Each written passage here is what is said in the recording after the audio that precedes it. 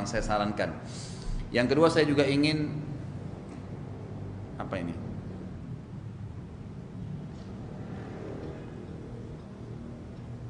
Menikah kali ini ya. Tapi tulisannya nggak jelas. Saya tangkapnya karena setelahnya ada kalimat jodoh ya.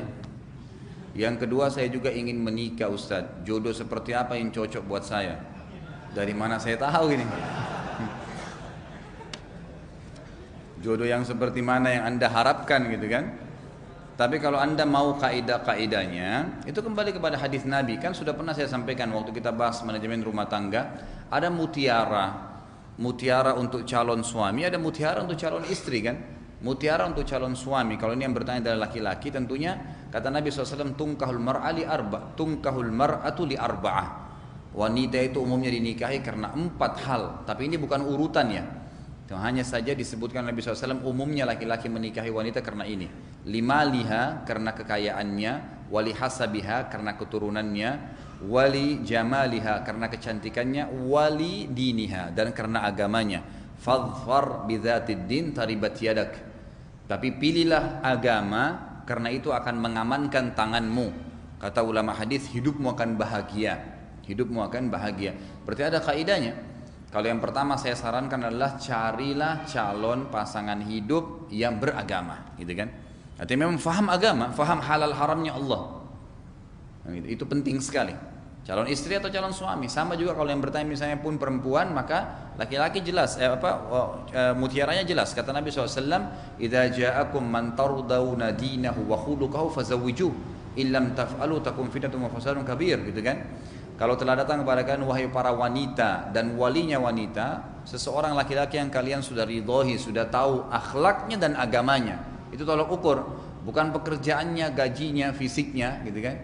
Maka terima lamarannya, karena kalau tidak maka akan terjadi kerusakan di muka bumi. Maka berarti jelas tolak ukurnya akhlak dan agama, itu nomor 1. Itu saran saya, dahulukan agama pasangan Anda. Juga kalau Anda laki-laki, saya ingatkan hadis Nabi SAW, lamar'atun ya saudaun lamar'atun saudaun kharma ya dzatud din khair. Wanita yang hitam, budak, kemudian kharma.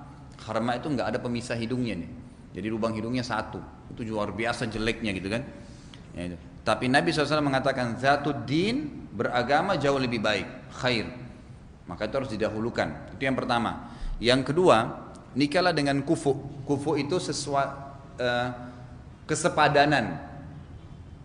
Sesuku boleh, senegara boleh, sekeluarga sama keluarga yang bukan mahram boleh, gitu kan? Selevel pendidikan, selevel ekonomi. Maka itu semua kufu namanya, gitu kan? Maka kata Nabi SAW, wa ankihul akfa'a minkum. Nikahlah dengan pasangan yang kufu, yang sepadan, gitu kan? Maka itu sangat baik. Di antaranya ulama hadis bilang lebih baik kalau orang menikah itu sesuku, senegara, satu jenis makanan, gitu kan? Karena kalau kayak orang Indonesia misalnya nikah sama orang Barat, boleh saja, tapi butuh penyesuaian, kan gitu. Boleh, nggak apa-apa dalam Islam, tapi butuh itu tidak kufu sebenarnya. Yang kufu itu malah memang sunnatullah, kita lahir di sini misalnya di Indonesia, nikah di Indonesia gitu kan. Contohnya itu kufu namanya.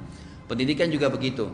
Kalau seseorang kita misalnya sudah sampai pada tinggi pendidikannya, maka carilah pasangan minimal yang bisa sefaham dengan dia. Jangan nanti dia instruksikan A sebagai suami, istrinya nggak ngerti gitu kan. Atau istrinya terlalu tinggi pendidikannya, suaminya nggak ngerti, akhirnya istrinya nggak bisa dibimbing gitu kan. Maka itu juga tidak kufu. Jadi yang kedua saran saya adalah cari yang kufu, yang sepadan, gitu kan? Yang ketiga saran saya, bersegera menikah kalau sudah khawatir fitnah. Dan nanti poin kedua ini kufu akan membantu itu. Misal, kalau memang kita belum punya kerjaan, kita memang mencari kufunya, ya sepadannya itu pasangan yang siap menerima keadaan kita, ya kan? Jangan gaji Anda 1 juta, nikah sama perempuan yang kosmetikanya saya sudah 5 juta, gitu kan? Maka nggak bakal seimbang, gaji kita habis, ya nggak mungkin cukup untuk itu.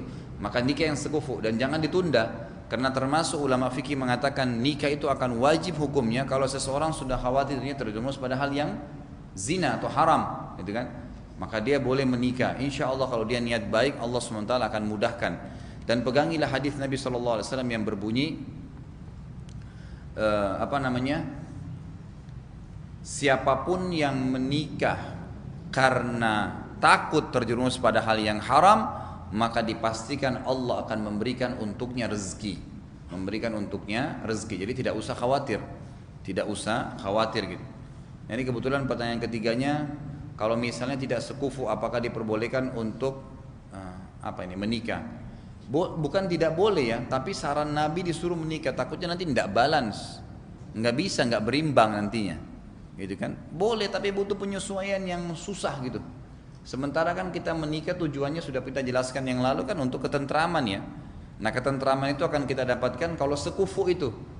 Emang udah biasa hidup dengan cuaca. Misalnya antum di Indonesia terus nikah sama orang yang biasa salju di Eropa. Nanti kalau musim salju dia pengen pulang, antum tidak ada duit, gimana tuh? Ada keluarga saya nikah sama orang Turki. Orang Turki ini ternyata biasa makan, laki-laki sama perempuan sama. Sarapan pagi 1 ekor ayam, 1 orang. Siang 1 ekor ayam, malam 1 ekor ayam. Kita di Indonesia 1 ekor makan 3 hari gitu kan. Nah ini 1 ekor, 1 hari 3 ekor ayam gitu.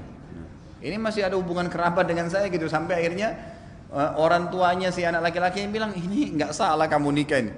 1 hari 3 ekor ayam dia sendiri gitu. Nah itu dianggap biasa bagi dia, tidak sekufu. Gimana caranya? Kita biasa makan tempe, dia nggak ngempan makan tempe gitu. Nah itu contohnya. Jadi cari orang sekufu yang kalau kita mau mampir makan nasi goreng ya dia oke deh mampir nasi goreng, kan itu sekufu namanya gitu kan. Enak-enak saja, gado-gado, ayo gado-gado mau pengen ya sudah. Jangan cari susah-susah gitu. Ya. Saya kemarin juga didatangi sama salah seorang ikhwah, pernah kebetulan dia kerja dengan saya, kemudian dia bilang, saya mau ke Australia Ustaz, apa sarannya? Saya bilang, untuk apa ke Australia? Mau kerja. Baik, saya mau tanya dulu, apa alasannya kerja di Australia? Dia bilang karena gajinya tinggi. Gitu kan. Kalau mau dengar saran saya bilang kerja di Indonesia aja.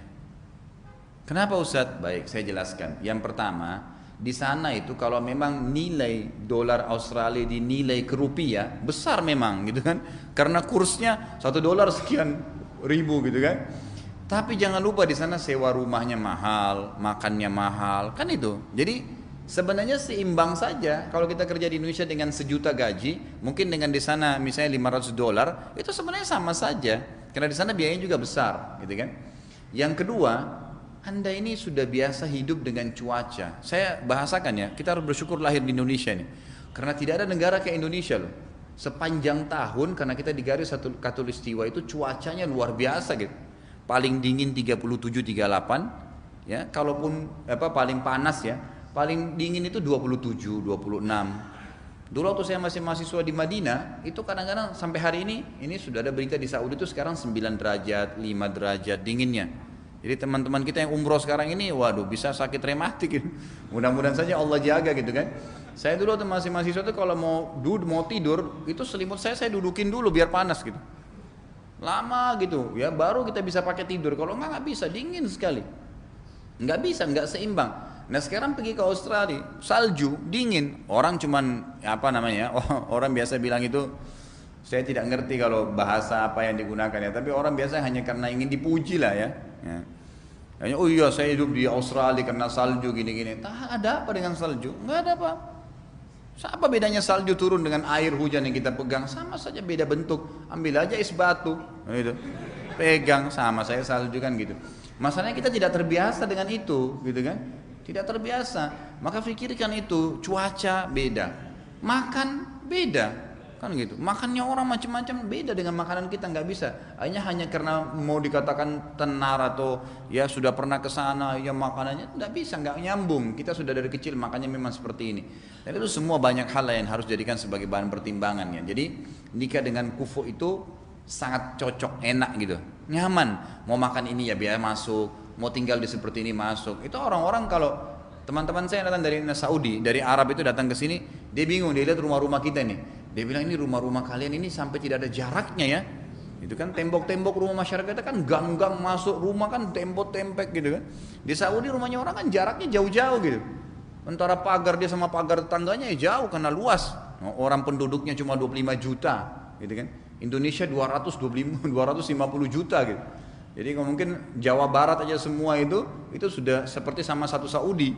Nah makanya rumah kita dempet-dempet, dia bilang bagaimana ente bisa hidup begini kondisinya gitu, rumah dempet-dempet. Ya memang kita bisa. Coba kalau nikah sama orang Saudi dibawa ke sini nggak bisa tinggal gitu. Kan itu. Dia udah biasa tempat yang besar gitu. Maka nikah dengan kufu itu sangat baik gitu.